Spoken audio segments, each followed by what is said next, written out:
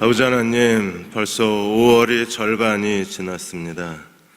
하루하루의 삶이 우리가 스스로 선택하고 걸어가는 삶이 아니라 날마다 이스라엘 백성을 광야 가운데 인도하셨던 여호와의 구름기둥 불기둥의 인도함을 받는 삶이 되게 도와 주옵소서. 매일의 삶의 일정과 결정 가운데 하나님의 구름기둥과 불기둥이 저희를 인도해 주시기를 원합니다. 우리를 인도하여 주옵소서. 순종케 하여 주옵소서.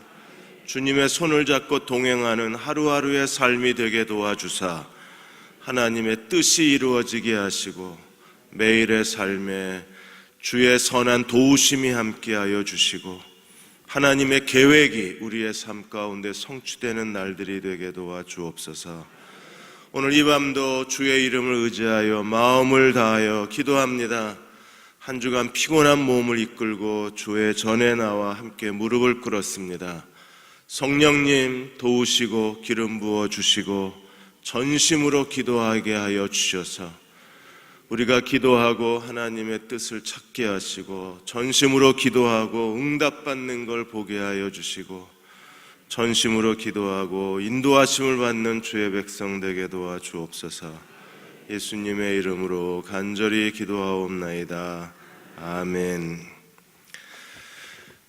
옆에 계신 분하고 같이 인사하겠습니다. 오늘 밤 기도가 꼭 응답되시기 바랍니다 하고 인사 같이 나누겠습니다. 소리가 안 좋아.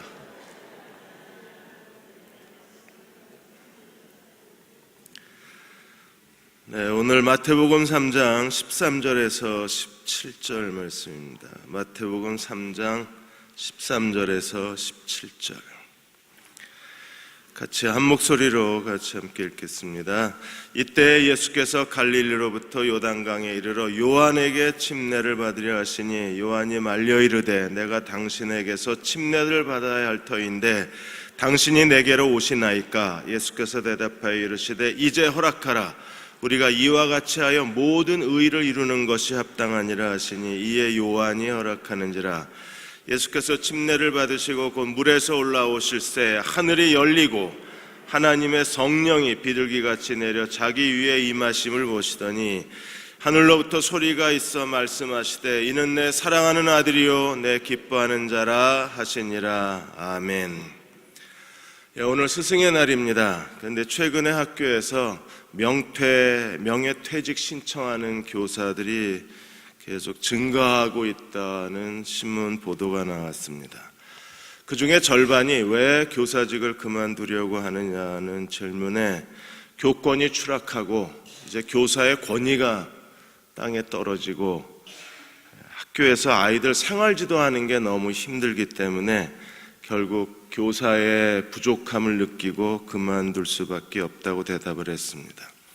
며칠 전에도 어느 한 학생이 여교사를 발로 찼어요. 근데 선생님이 처벌을 원치 않는다고 했는데도 이 아이는 선생님에게 사과를 거부를 했습니다. 한국교원단체 총연합회에서 스승의 날을 맞아서 선생님들한테 교권의 인식에 대한 설문조사를 했는데 최근 1, 2년 사이에 선생님들의 사기가 많이 떨어진 거예요. 이제 더 이상 선생하기가 싫다고 대답을 하신 분들이 75%입니다. 2010년 5년 전보다 무려 10% 이상이 늘어난 거예요. 선생님들이 스스로 권위의식을 잃어버리고 사기를 잃어버리고 자신감을 잃어버리고 선생님들이 명예퇴직을 해버리면 한국의 미래는 없는 겁니다. 학교가 살고 교실이 살아야 미래가 있는 건데 이렇게 선생님들이 자꾸 뒤로 물러나 버리면 이제 다음 세대 교육에 큰 어려움을 겪을 수밖에 없습니다. 어떤 선생님이 제일 좋은 선생님이라고 생각하느냐 질문했더니 교직관이 뚜렷하고 긍정적인 선생님이 제일 좋겠다고 대답을 했습니다. 오늘 그리스도인들도 비슷한 현상이 일어나요. 점점점 그리스도인이라고 하는 사실에 무기력함을 느끼고 물러나는 사람도 많고 이제는 목회자로 산다는 게 너무 힘들다고 생각하고 자신의 삶을 정리하는 분들도 늘어나고 있습니다. 신학교에서 채플 요청이 왔는데 학생 신과대 4학년 회장이 저한테 그런 말을 합니다.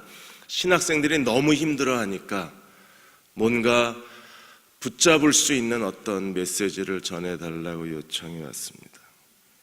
이제는 길이 잘 보이지 않는 거야. 이 길을 계속 걸어가야 할지 자신이 없어요. 그리스도인들도 내가 정말 구원받은 건가? 내가 하나님의 자녀답게 이 세상을 살고 있는 건가? 나는 정말 하나님이 기뻐하시는 그리스도인으로 살고 있는 건가? 이게 좀 자아 정체성이 계속 혼란스러워져 가요. 오늘 예수께서 마태복음 3장에서 우리에게 하신 말씀이 무엇입니까? 그리스도인에게 반드시 있어야 할 두 가지가 회개하고 믿으라는 거였었어요. 회개라는 것은 자기 자신에 대한 겁니다. 믿는 것은요, 그리스도에게 대한 거예요. 회개하고 믿는 사람들. 그래서 침례 요한에게 나와서 회개의 물침례를 받는 사람들, 그들에게 침례 요한은 내 뒤에 오시는 그리스도께서 메시아는 성령과 불로 침례를 주시는 분이라고 소개를 합니다. 그래서 요한도 침례를 주었고 예수님도 침례를 주고, 그래서 마태복음 3장의 가장 중요한 한 가지는 침례에 대한 거예요. 침례 요한은 회개에 이르는 물침례에 대해서 얘기를 하고 예수님은 성령과 불로 침례를 주시는 분이라고 설명을 합니다. 예수님이 요단강에 침례를 받으러 왔을 때 침례 요한이 말렸어요. 14절에 내가 당신에게 침례를 받아야 되는데 당신이 왜 내게 침례를 받습니까? 라고 질문을 했습니다. 그래서 예수님이 뭐라 그러셨어요? 허락해라. 무엇 때문에요? 그래야 하나님의 의가 이루어진다는 겁니다. 여기서 이루어져야 될 모든 의, 이와 같이 하여 모든 의를 이루는 게 합당하다 했을 때 모든 의가 과연 뭘까요? 예수님이 메시아가 침례 요한에게 침례를 받는다. 단순히 겸손의 본일까요? 그렇지 않습니다. 예수님이 침례 요한에게 요단강에서 침례를 받으실 때 그 침례는 하나님의 구속사의 상징이고 예수께서 앞으로 메시아가 되셔서 그분이 인류를 죄에서 구원하기 위해서 그리스도가 하실 일이 무엇인가를 상징적으로 보여준 게 예수님이 요한에게 세례를 받은 사건이에요. 기독교의 상징은 십자가가 아닙니다. 성경이 말하는 기독교의 상징은 침례예요. 그래서 침례 요한도 물 침례를 주고 예수님도 성령과 불로서 침례를 주는 거예요. 침례 요한이 주의 길을 준비하고 주의 길에 대로를 여는데 침례 요한이 주님의 길을 열기 위해서 그가 한 사역이 침례를 준 거잖아요.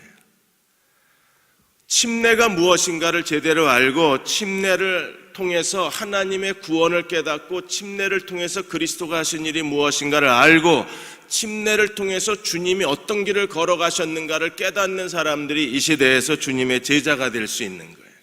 침례를 제대로 알아야 그 사람들이 알곡이 됩니다.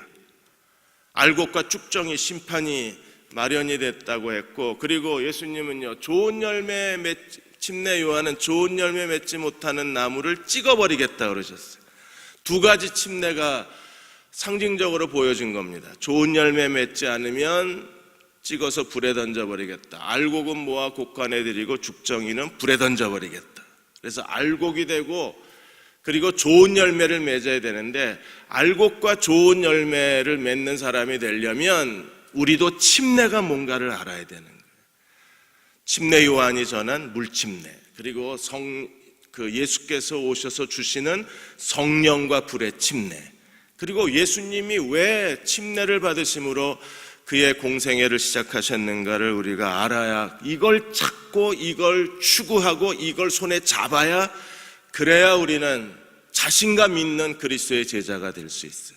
이걸 알아야 내가 구원의 길을 걸어가고 있는 거예요. 이걸 알고 이 침례의 자아상을 성취하는 사람이 되어야, 그래야 주님을 따르는 제자로서의 확신을 우리가 가질 수가 있어요.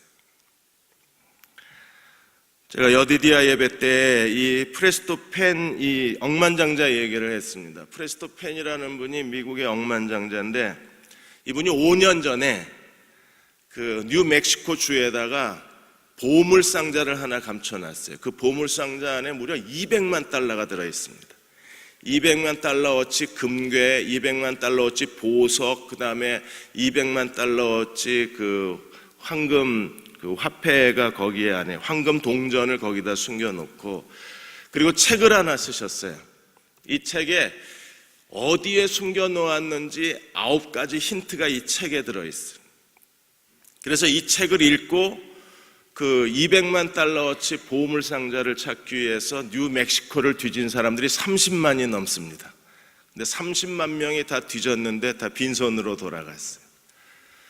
보석 상자를 찾는 사람들, 보물을 찾는 사람들입니다. 그리스도인은 어떤 사람들이어야 될까요? 우리는 침례가 뭔가를 알고 그 침례를 추구하는 사람들이 돼야 돼요. 그리고 우리가 침례 교인이라는 거에 대한 자부심을 가지셔야 돼요.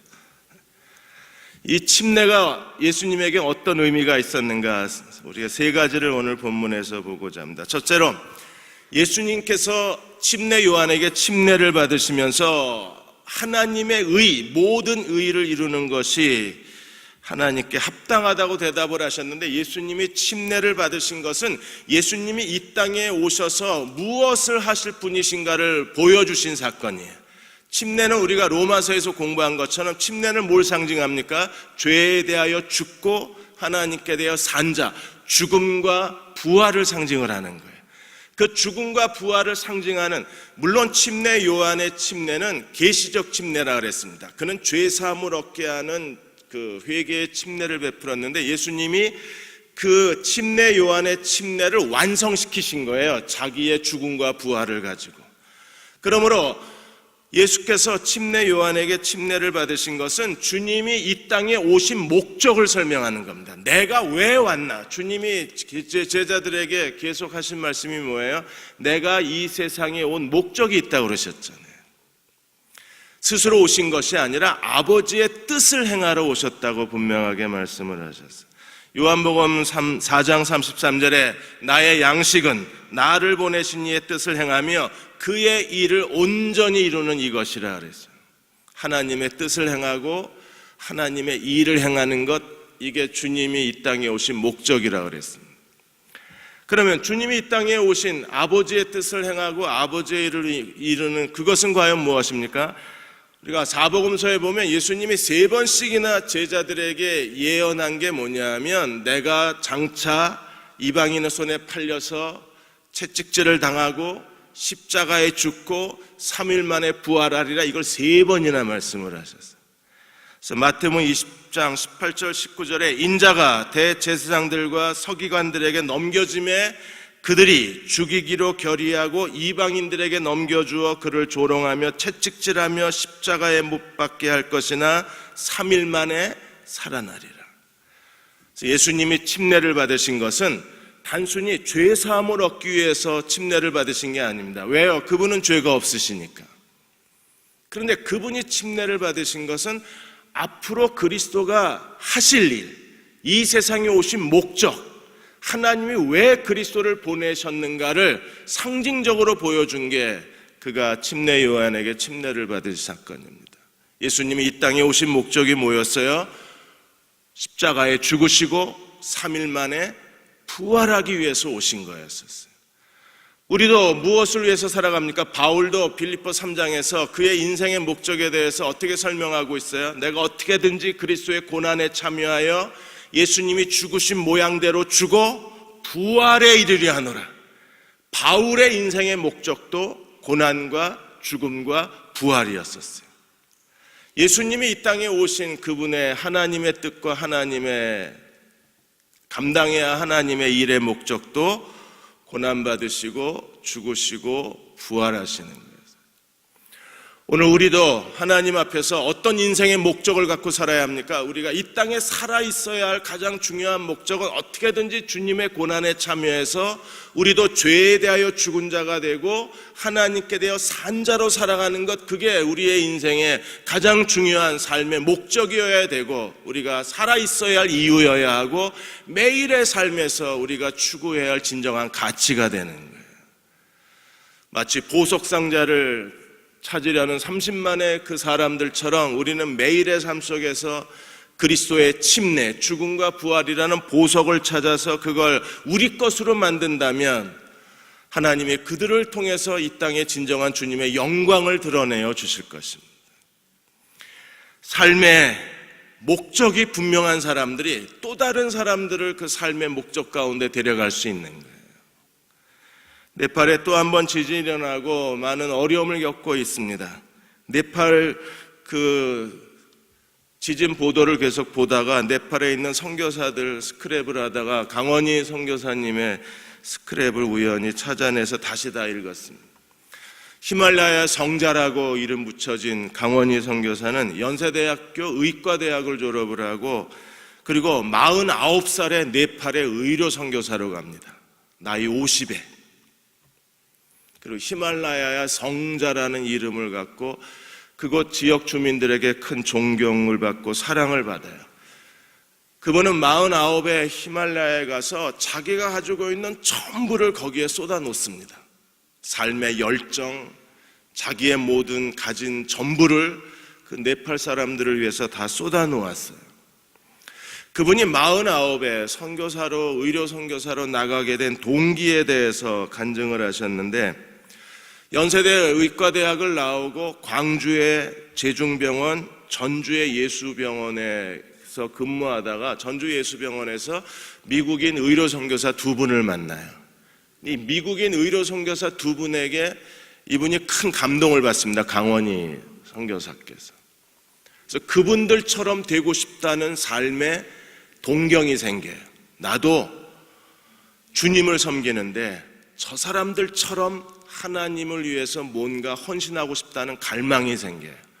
그래서 49에 선교 훈련을 받고 파송받은 게 네팔 땅이었었습니다. 그들 안에 꿈틀거리는 게 과연 뭐였을까요? 뭔가 그들은 남들이 갖지 못한 열정, 남들이 갖지 못한 비전, 남들이 갖지 못한 삶의 어떤 가치, 그게 분명한 사람들입니다. 예수님이 요한에게 침례를 받으시면서 그걸 우리들에게 보여주시는 거예요. 내가 왜 침례를 받아야 되느냐?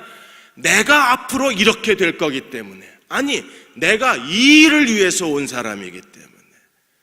그래서 하나님의 아들이 사람에게서, 침례 요한에게서 침례를 받는 것은 단순히 겸손의 차원이 아니라 이것은 인생에 대한 소명의 차원인 거예요. 인생의 목적에 대한 차원입니다. 진정한 가치에 대한 차원인 거예요. 오늘 교회 어른들이 오늘 이 시대의 젊은이들에게 어떻게 살아야 되는가를 삶으로 보여줄 수 있는 분들이 우리 가운데 있다면 젊은 사람들은요, 희망을 가질 수 있어요.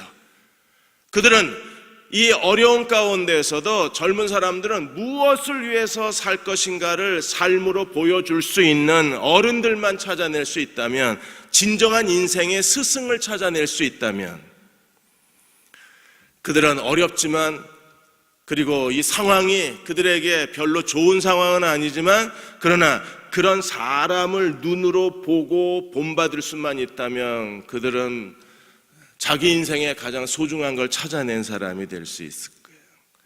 오늘 예수께서 요한에게 침례를 받으신 것은 그냥 쇼맨십이 아닙니다. 그렇게 함으로써 사람들에게 자기를 과시하려고 한 게 아니었어요. 그렇게 함으로써 겸손의 본을 보여주신 게 아니라 요한에게 침례를 받으신 그 침례를, 요한의 회개의 침례를 끌어내셔서 그걸 자기의 침례로 만드신 거예요. 그리고 그리스도가 이 땅에 왜 오셨는가를 그는 사람들에게 눈으로 보는 상황으로 설명해 주시는 겁니다. 두 번째로, 이 예수께서 침례를 받으신 것은요, 지금까지 계속 반복해서 우리가 공부한 것처럼 이건 구원의 심볼입니다. 하나님이 우리에게 주신 구원이 어떤 구원인가를 설명하고 있는 거예요. 베드로전서 3장 21절에 이 침례에 대해서 이렇게 증언합니다. 물은 예수 그리스도께서 부활하심으로 말미암아 이제 너희를 구원하는 표니 곧 침례라. 너희를 구원하는 하나님의 클리어 사인, 하나님의 심볼, 하나님이 우리에게 보여주시는 마크, 그게 곧 구원의 표, 침례라 그랬어요. 그래서 예수님이 침례 받으신 것은 하나님이 우리에게 어떤 구원을 주셨는가를 설명하는 거예요. 육체의 더러움을 제하여 버리는 것이 아니라 하나님을 향한 선한 양심의 간구함이라고 그랬습니다. 그래서 침례를 아는 사람은 구원이 뭔가를 아는 거예요. 하나님이 우리에게 어떤 구원을 주셨습니까? 로마서 6장 3절과 4절에 이렇게 말합니다. 무릇 그리스도 예수와 연합하여 침례를 받은 우리는 그의 죽으심과 연합하여 침례를 받은 줄을 알지 못하느냐? 그러므로 우리가 그의 죽으심과 합하여 침례를 받음으로 그와 함께 장사되었나니 이는 아버지의 영광으로 말미암아 그리스도를 죽은 자 가운데 살리신과 같이 우리도 또한 새 생명 가운데 행하게 하려 하심이라. 너는 죽었고 그리고 내 안에 새 생명으로 사는 자가 되라. 이게 그리스도와의 연합의 침례가 우리에게 주는 구원의 상징이라고 설명을 하는 겁니다.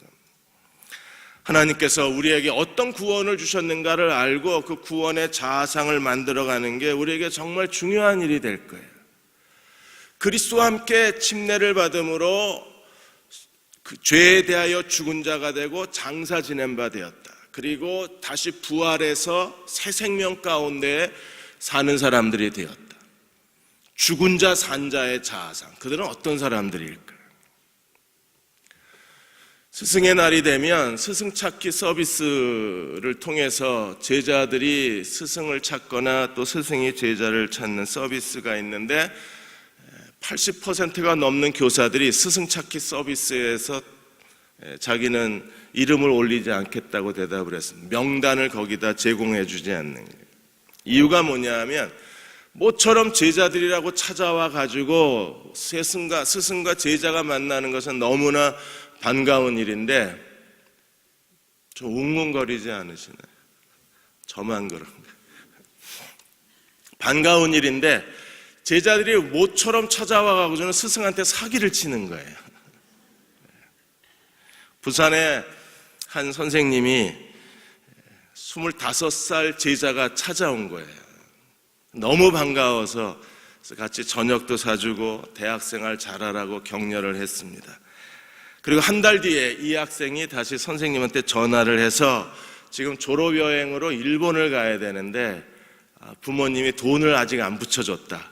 선생님이 먼저 좀 돈을 주시면 다녀와서 일주일 뒤에 갖겠다 그러고 선생님은 뭐 오랜만에 만난 제자가 많지도 않고 30만 원 보내주면 되겠다 그랬으니까 그래서 보내줬는데 그게 마지막 전화통화가 된 거예요.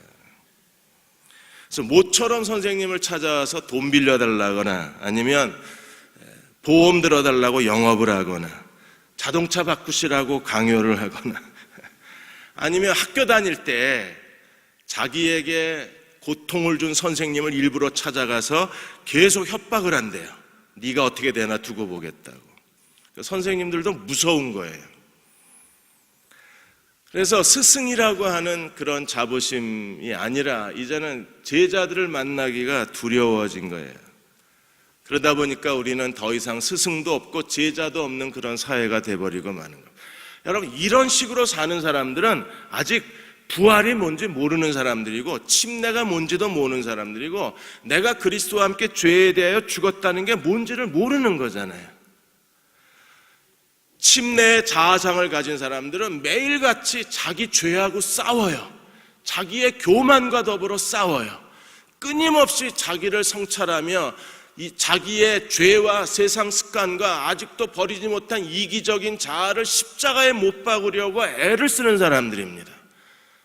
그런 작년에 미국하고 연합군이 6개월 동안에 그 IS 공습을 2,000번이나 때렸습니다. 2,000회가 넘게 공습을 했어요.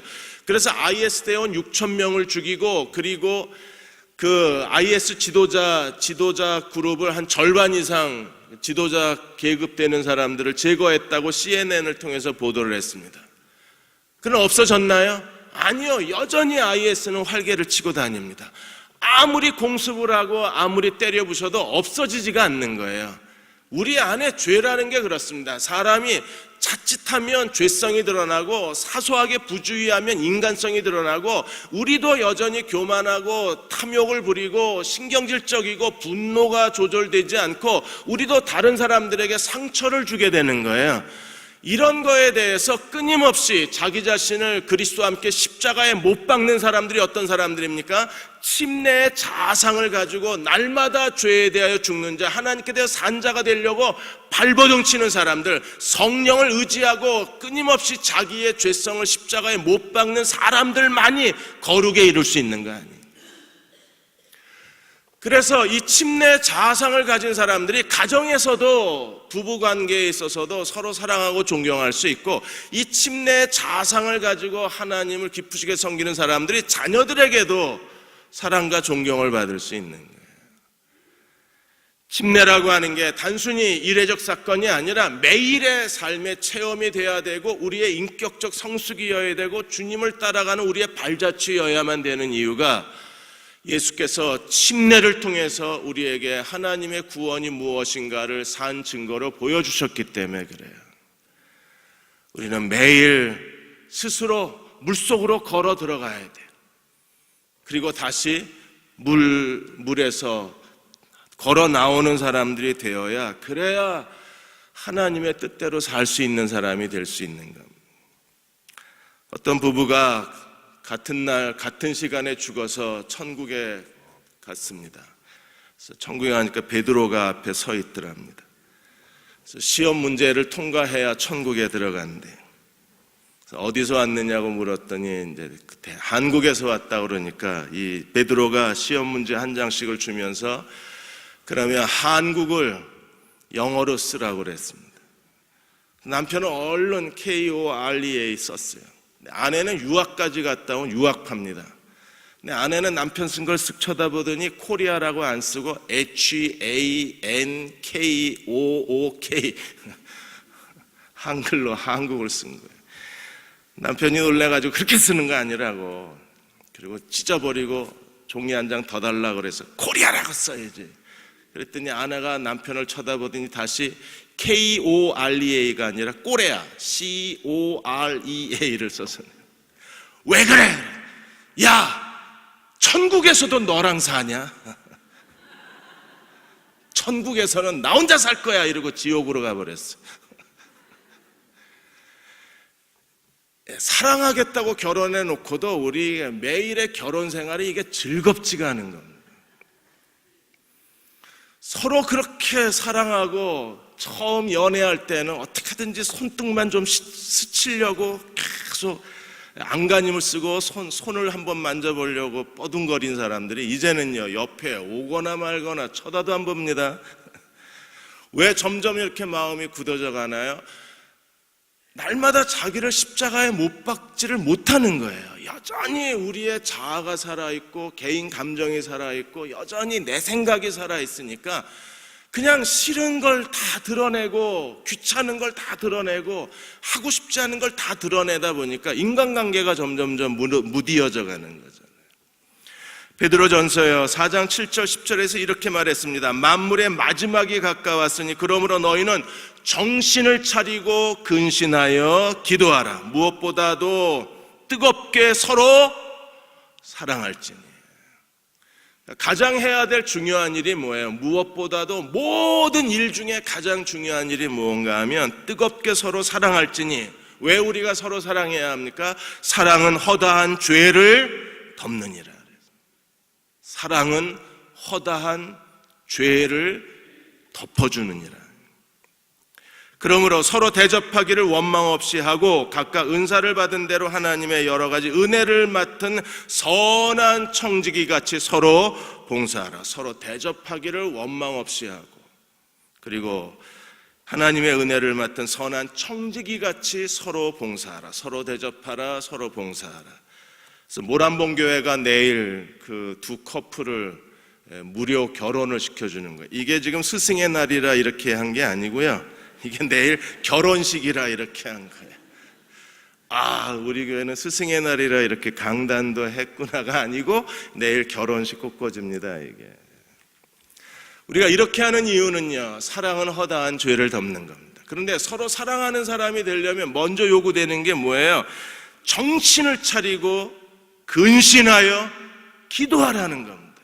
여러분, 정신 차리고 근신하여 깨어 기도하는 사람들은요, 날마다 그리스도의 침례 속으로 들어가는 사람들이에요. 매일 죽음의 자리로 나아가고 매일 부활의 자리로 나아가서 모든 인간적인 이기적인 생각들, 사소한 욕심들, 그 꿈틀거리는 자만심을 기꺼이 그리스도와 함께 십자가에 못 박아 버리고 그리스도가 우리를 사랑하신 것처럼 서로 사랑하는 사람들, 그들이 침례의 정신에 이른 사람들이고 침례의 자아를 만들어낸 사람들이고 침례가 그들의 구원의 확증이 된 사람들이 될 수 있어요.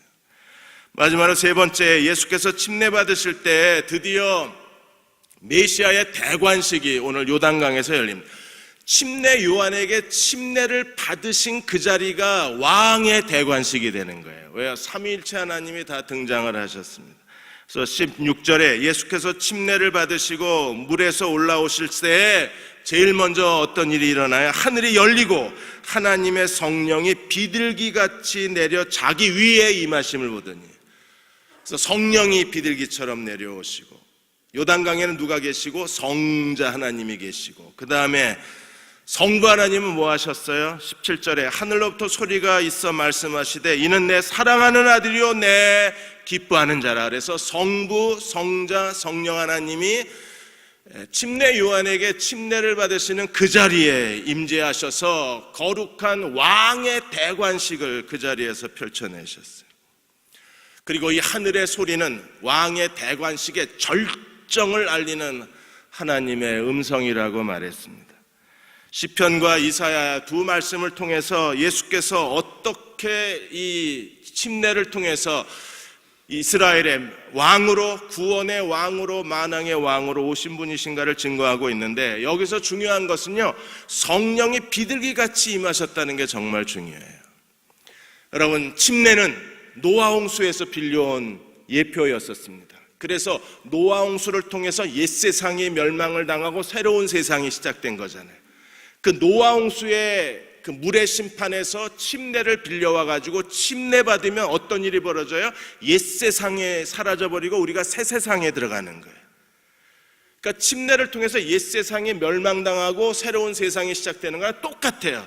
오늘 우리도 마치 노아 홍수 때처럼 물속에 들어갔다 나오면 나의 과거의 옛세상은 사라져버리고 그리스도 안에서 새 생명, 새로운 세상이 열리는 겁니다.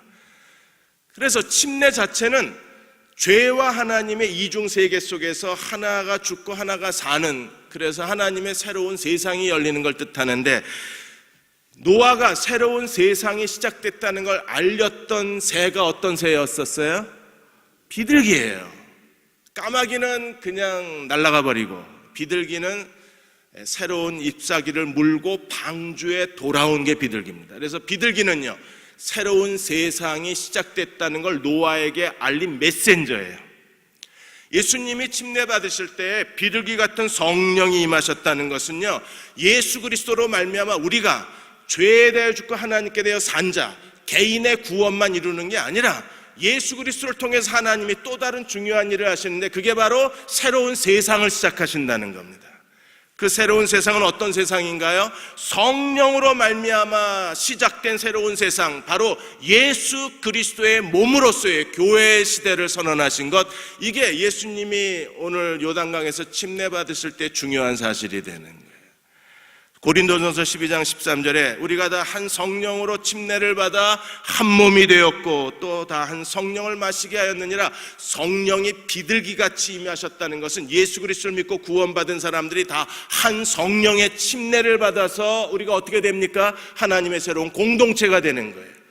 그래서 요한은 물로 침례를 주었지만 예수님은 성령과 불로 침례를 준다. 우리에게 뭘 의미합니까? 하나님이 우리를 새로운 공동체, 새로운 이스라엘, 하나님의 새로운 나라, 그리고 하나님의 새로운 세상으로 우리를 초대하셨는데, 그 하나님의 새로운 나라가 예수 그리스도의 몸으로서의 교회라는 거예요.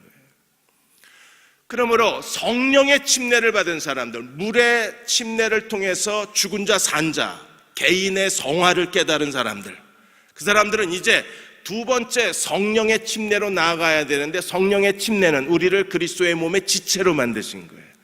두 가지를 다 가져야 되는 겁니다. 하나님이 우리를 성화시키시는 목적이 뭐예요? 성화해서 뭐 하라고? 장사 잘하라고요? 거룩하게 성화돼서 잘난 척하라고요? 거룩하게 성화돼서 뭘 하라고요? 성화된 사람이 해야 될 중요한 사명이 무엇입니까? 성령 침례 공동체 안으로 들어가는 거예요. 그것은요, 우리가 그리스도의 몸의 지체가 되어서 그리스도가 우리를 사랑한 것 같이 서로 사랑하는 사람이 되는 거예요. 물 침례를 통해서 죽은 자 산 자의 자아상을 가진 사람들은 날마다 죄에서 떠나서 거룩에 이르기를 온 힘을 다하는 사람들이에요. 매일같이 이 병든 자기 자신, 아직도 이기적인 자기 자신, 사소한 욕심을 버리지 못하는 자기 자신, 뭔가 남에게 베풀고 아까워하는 그런 나를 붙들고 부끄러워하는 사람들은 그리스도의 침례를 통해서 이 침례의 자아상을 가진 사람들입니다. 근데 거기서 머무는 게 아니라 우리는 한 단계 더 올라와서 성령의 침례 안에 거해야 되는 거예요.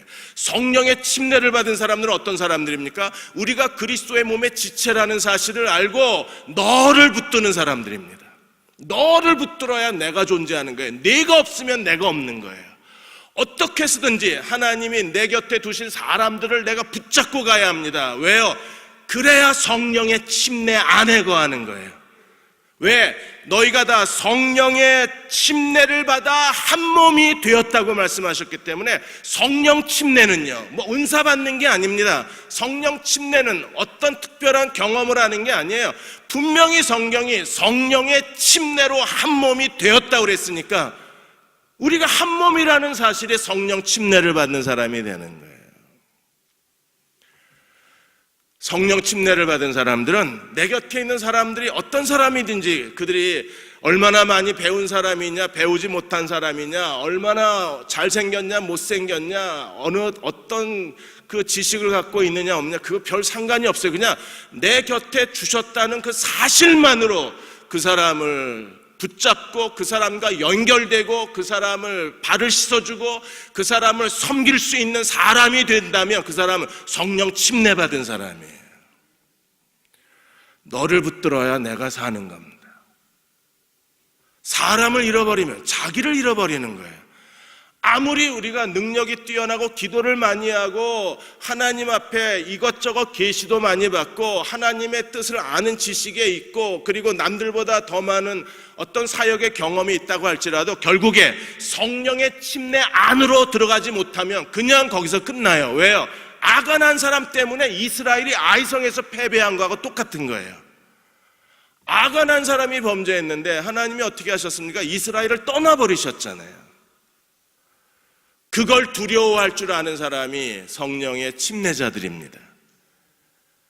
그들은 어떻게 해서든지 사람을 붙잡고 그 사람과 더불어 하나님을 섬기는데 온 힘을 다하는 사람들이 성령 안에 거하는 사람들이요, 성령을 마신 사람들이요, 그리고 성령의 침례를 붙들고 사는 사람들입니다.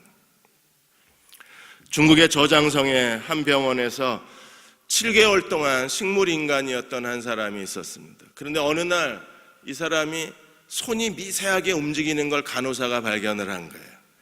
그래서 간호사가 이 사람을 5분 만에 움직이게 만들었습니다. 미세하게 손이 움직이는 이 환자를 5분 만에 간호사가 움직이게 만들어서 어떻게 했는지 아십니까? 100위안짜리 지폐를 딱 보여주면서 이 지폐 당신이 손으로 잡으면 네 거야 그랬더니 이 환자가 5분 동안 뻐둥뻐둥거리더니 기어이 그 100위안 지폐를 잡고 드디어 그 긴 식물인간 상태에서 깨어났대요. 돈의 위력입니다. 우리가 서로를 그렇게 잡을 수 있으면 얼마나 좋을까요? 지금 옆에 있는 사람을 온 힘을 다해서 손을 부들부들 떨어가면서 너를 놓치면 내 인생을 놓친다는 절박한 마음으로 우리가 서로를 붙드는 사람이 될 수만 있다면 그 사람은 성령의 침례 안으로 들어가서 어떤 사람이 됩니까? 하나님의 새로운 성전이 되는 거예요. 왜요? 에베소 2장 19절 22절에서 우리가 지어져간 하나님의 성전이요, 하나님의 성령이 우리 안에 거하시는 하나님의 성전이라고 했기 때문에 하나님의 성전 안에 들어가는 거예요. 성령의 침례를 통해서 하나님 성전 안에 들어가면 거기 누가 계십니까? 거기 하나님이 계신 거죠. 그 사람의 모든 기도를 하나님이 응답하실 것이고 그 사람이 하는 모든 일을 하나님이 돕지 아니하시겠어요? 사랑하는 여러분, 물침내 안으로 걸어 들어갑시다. 그래서 날마다 거룩해지기를 힘쓰십시다. 성령 침례 안으로 걸어 들어가셔서 하나님의 거룩한 성전에서 하나님을 예배하는 종들이 되십시다. 그것은 진정한 그리스도 안에 공동체를 추구하는 사람들입니다. 마포대교의 서울 마포경찰서에서 경찰이 된 지 4개월 된 여순경 한 분이 계십니다. 배보영 순경인데 26살이에요. 이분이 2달 동안에 마포대교에서 자살하려고 했던 사람을 집으로 돌려보낸 게 2달 동안에 6명을 돌려보냈대요. 2달 만에, 순경된 지 2달 만에. 어느 날 친구가 마포경찰서에 전화를 했어요. 자기 친구 하나가 자살한다고 마포대교에 갔는데 제발 내 친구 좀 살려달라고 전화를 하고 배보영 순경이 마포대교에 가서 보니까 전망대의 그 벤치에 웬 여학생 하나가 앉아있는 거예요. 그래서 가서 물어보니까 왕따를 당해서 너무 괴로워서 죽고 싶다고 얘기를 한 겁니다. 그래서 친구 얘기를 해줘요. 친구가 전화를 해서 내가 여기 왔다. 사람이 살면서 정말 너를 걱정해주는 친구 한 사람만 있으면 너는 행복한 사람인 거야. 그 친구가 나한테 어떻게 전화했는가를 봐라. 그리고 휴대폰을 보여줘. 너는 이런 친구가 널 위해서 이렇게 염려해주고 널 걱정해주고 널 위해서 울어줄 수 있는 친구가 있다는 것은 내가 살아야 할 이유가 된다고 얘기를 해줘요. 그래서 이 아이가 고맙다고 얘기하고 집으로 돌아갑니다. 가장 먼저 이 아이를 반겨준 건 누구였을까요? 친구였겠죠. 저희 교회가, 대음교회가 이렇게 삶의 희망을 잃어버리고 좌절하고 절망하는 사람들이 여기에 와서 새로운 삶의 용기를 얻을 수 있다면 그게 얼마나 우리에게 행복한 일이 될까요? 우리 곁에 있는 사람들에게 어떤 일이 일어났는지 우리는 잘 모릅니다. 오늘도 올라오기 전에 어느 한 분의 전화를 받았는데 한 달 전에 교회를 떠났대요. 왜 떠나셨냐 그랬더니 다른 도시로 이사를 가셨답니다. 근데 그걸 제가 모르고 있었던 거예요. 그래서 제가 너무 죄송해서 죄송하다고 거듭거듭 사과를 했습니다. 무슨 일이 일어났는지 잘 모르고 사니까 마음이 너무 무거운 거예요. 이러고 무슨 목사라고 앞에서 설교를 해야 되나 두려운 마음도 제 안에 있는. 사람이 왔는데도 모르고 떠났는데도 모르고, 그리고 우리가 성령의 침례 안에 거해서 성령과 불의 침례를 받겠다고 발버둥 치면 어디 가서 받을 수 있을까요? 기도원 가서 받나요? 아닙니다. 성령의 침례는 그리스도의 몸에서 받는 거기 때문에, 성령의 침례를 받아야 몸 안으로 들어가는 거기 때문에 우리가 그리스도의 몸을 깨닫고 서로를 사랑으로 붙들고 서로를 진정으로 섬기고 서로의 발을 씻어주려고 애쓰는 그런 교회가 있을 때 그곳에 그리스도의 몸이 있고, 그런 교회는 성령의 침례로 만들어지는 거예요. 우리가 서로를 진심으로 사랑하는 교회가 되었으면 합니다. 그렇게 되면 사람들이 여기서 희망을 얻을 수 있을 거예요. 사람들이 여기서 하나님의 기적을 경험하게 될 것입니다. 그리고 예수께서 각색 병든 자를 치유하셨던 치유의 능력이 대응 그리스도의 몸의 공동체 안에서 동일한 성령의 능력이 우리 가운데 나타날 거예요. 지금도 이 치유의 능력을 기다리고 계신 많은 분들이 계십니다. 주일날 예배 끝나고 기도받기를 원하시는 분들이 계시면 거의 암 환자들입니다. 그리고 너무나 오랫동안 그 질병 가운데 고통을 당하신 분들입니다. 저는 하나님이 그들을 현대의학으로 치료할 수 없는 그분들이 하나님의 능력으로 치유받기를 소망을 합니다. 하나님은 치료하실 능력이 있으신 분이시고, 이미 주님이 하셨던 일을 그의 몸된 교회를 통해서 이 땅에서 하시겠다고 약속하신 분이셨어요. 그리스도의 몸이 계시다는 건 주님이 계시다는 겁니다. 주님이 계시다는 건 그분이 여전히 우리를 가르치시고 우리를 회복시키시고, 주님이 앉은뱅이를 일으키시고 소경의 눈을 뜨게 하시고 각색 병든 자를 치료하시는 주님이 그의 몸된 교회를 통해서 여기 계시다는 걸 우리가 확신할 수 있습니다. 그 능력이 나타나는 교회가 되기를 소망합니다. 그게 성령의 침례로 그리스도의 몸 안에 들어간 사람들이 그리스도를 통해서 우리가 서로 사랑하고 서로 연결되어져서 한 몸을 이룰 수만 있다면 주님은 여기 계시고 여전히 우리를 가르치시고 우리에게 능력을 베풀어 주시고 우리에게 하나님의 기적을 행하시고 그리고 하나님께서 치유하시는 역사가 우리 가운데 일어날 수 있지 않을까요? 안전뱅이를 침대째 메고 친구를 데려왔던 사람들이 이제 돌아갈 때에는요, 침대에 누워있던 그 사람이 자기 침대를 들고 걸어가야 거기 그리스도가 계신 거 아닌가요? 여전히 침대에 누워서 친구들에 의해서 실려왔는데 그 친구들이 그 침대를 도로 가져간다면 거기 그리스도가 계신가요? 이 안에 그리스도가 계시는 교회가 되기를 소망합니다. 우리가 진정으로 서로 사랑해야 될 이유가 여기에 있습니다. 가난하고 못생긴 사람일수록 더 우리 사랑이 필요한 겁니다. 힘들고 자기 인생 하나 지탱하지 못하는 사람들 때문에 우리가 필요한 거 아닌가요? 우리에게 잘해주는 사람만 잘해준다면 그건 세상 사람들은 그렇게 한다고 주님이 말씀하셨어요. 우리가 해야 될 사랑은요, 세상 사람들이 하지 못한 사랑을 해야 그게 하나님의 사랑입니다. 그래서 주님은 우리에게 누구를 사랑하라고 하셨습니까? 원수를 사랑하라고 하신 이유는 세상 사람들이 도저히 사랑할 수 없는 사람이 원수이기 때문에 그런 거예요. 그런 사랑으로 대흥교회 안에 그리스도의 몸을 세워 놓으시고 그리스도의 몸을 자라게 한다면 여러분, 오늘 밤 우리가 기도할 때 하나님이 우리의 기도를 들으시고 하나님은 오늘 밤 응답하여 주시고 오늘 밤 기적을 행하시고 하나님의 치료의 권능이 나타나고 하나님께서 침대에 누워서 왔던 사람이 자기 침대를 들고 걸어가는 기적이 일어나는 교회가 된다면 그게 하나님이 우리와 함께 계신 증거 아닌가요? 하나님이 우리 가운데 계시다는 증거를 눈으로 보고 싶습니다. 그런 교회가 되기를 소망합니다. 오늘 밤에 나오신 우리들만이라도 그리스도의 성령의 침례를 받고 그리스도의 사랑 안에 들어가서 진정으로 서로의 발을 씻어주고 마음을 다하여 서로 먼저 존경하고 그리고 하나님의 사랑으로 서로를 사랑할 수 있다면 하나님께서 허다한 죄를 다 덮어주실 것입니다. 그리고 우리 안에 하나님이 계시다는 증거를 나타내 보여주시기 시작하실 거예요.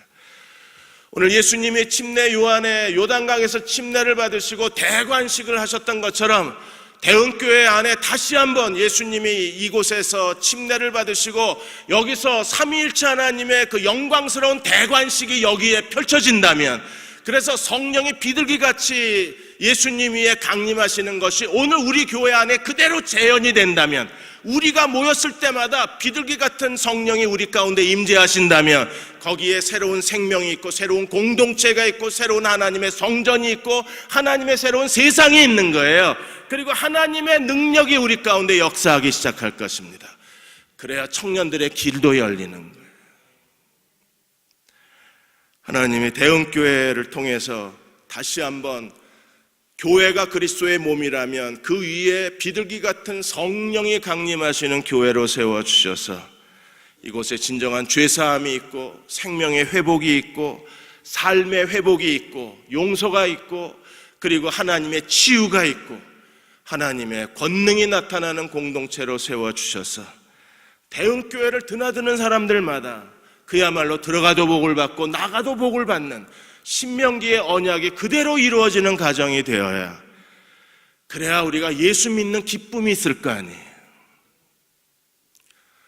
오늘 오신 여러분부터 여러분들이 들어가도 하나님의 복을 받고 나가도 하나님의 복을 받는 사람이 되어서 우리가 기도하는 모든 게 다 응답이 되고 하나님이 우리에게 새롭고 산 길을 열어주셔서 마지막 때 하나님의 영광의 그릇으로 귀하게 쓰임받는 저와 여러분이 되시기를 주의 이름으로 축원합니다. 기도하겠습니다.